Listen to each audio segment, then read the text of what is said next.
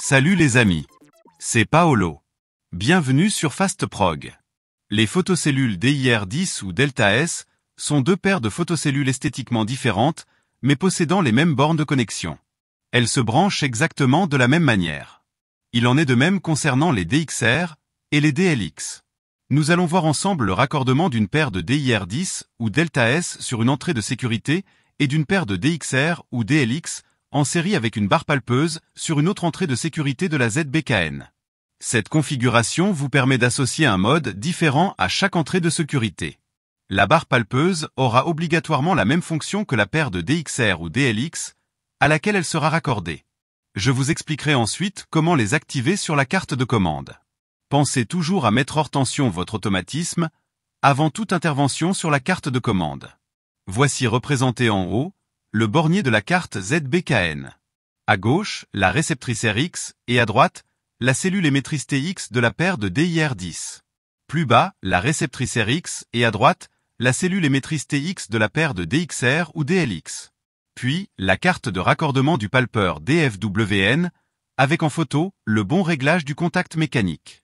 Entouré en rouge, remarquez que le bouton du contact est relâché dans l'encoche du mécanisme gris. Vous n'êtes bien évidemment pas obligé d'effectuer votre câblage dans l'ordre présenté maintenant. Le 2 de la ZBKN se raccorde au 2 de la réceptrice et de l'émettrice de la paire de DIR et à une des bornes out de la réceptrice DXR. Effectuez un pont entre le 2 et le C de la RX de la DIR. Raccordez le NC de la cellule RX de la DIR au CX de la carte. L'autre borne out de la réceptrice de la DXR au C de la carte du palpeur et le NC du palpeur au CY de la ZBKN. N'oubliez pas de relier les bornes TX de la paire de DIR entre elles. La borne 11 de la ZBKN doit être raccordée à la borne 11 de chaque cellule de la paire DXR. Enfin, la borne 10 doit être raccordée à la borne 10 de chaque cellule de la paire DXR et à la réceptrice DIR. Et voilà, le câblage est terminé.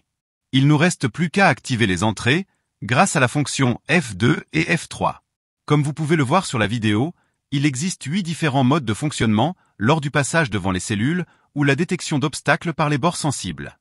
Pour l'activation de l'entrée CX, remettez l'automatisme sous tension et appuyez sur la touche entrée de la ZBKN jusqu'à voir apparaître F1.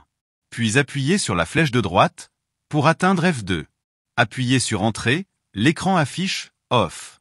Appuyez sur la flèche de droite, l'écran affiche C1, C2, C3, etc. Sélectionnez la fonction désirée et appuyez sur Entrée, l'écran revient sur F2. Pour l'activation de l'entrée CY, appuyez sur la flèche de droite pour atteindre F3. Appuyez sur Entrée, l'écran affiche Off. Appuyez sur la flèche de droite jusqu'à la fonction désirée. Appuyez sur Entrée pour valider le choix, l'écran revient sur F3. Enfin, appuyez sur ESC, l'écran s'éteint. Si au contraire, la carte affiche un défaut de sécurité C1, ou C2, ou autre C, cela signifie qu'il y a un souci de câblage, d'alignement ou d'alimentation sur un ou plusieurs dispositifs. Afin de le déterminer, je vous conseille de désactiver l'entrée CX ou CY et d'observer sur quelle entrée se trouve le problème. Contrôlez la présence de tension entre les bornes 10 et 11, elle doit être d'environ 24 volts alternatifs. La tension entre les bornes 10 et 2 doit être d'environ 24 volts alternatifs également.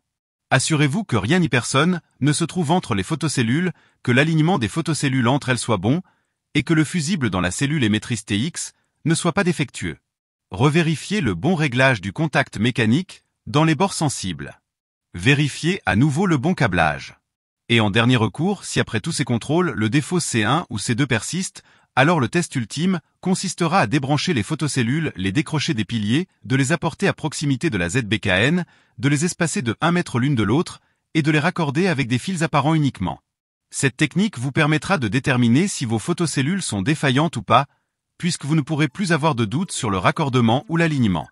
Et si à la fin tout va bien, alors parfait. Si cette vidéo vous a permis d'être plus rapide et efficace, continuons à travailler ensemble.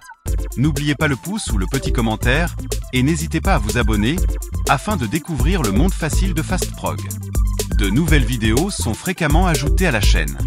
Pour la programmation de vos télécommandes, d'autres dispositifs de sécurité ou l'accès direct à la chaîne, cliquez sur le lien qui vous intéresse. Arrivederci. Alla prossima.